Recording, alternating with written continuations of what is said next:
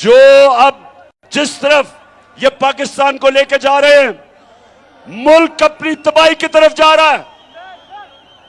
और मैं सबसे पूछता हूं, जो इन चोरों को रोक सकते थे, जो इस साजिश को कामयाब होने से रोक सकते थे, मेरा सबसे सवाल है कि क्या आप अगर यह समझते हैं कि कौम आपको माफ कर देगी, कि आप कहें जी हम न्यूट्रल हैं, कौम नहीं माफ करेगी।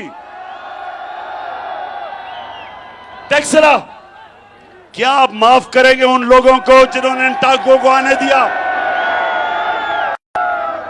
क्या मेरी बहनों मुझे बताएं, क्या आप अपने चौकीदार को माफ करेंगे? नहीं।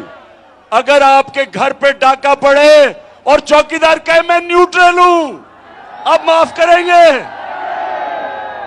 मुल्क तबाही की तरफ जा रहा है, माशत तबाह कर दी, लोगों को महंगाई की दलदल में फंसा दिया, और इन चोरों को ऊपर बैठा के इनके केसेस माफ हो गए, और हम कहें जी मैं तो न्यूट्रल हूं।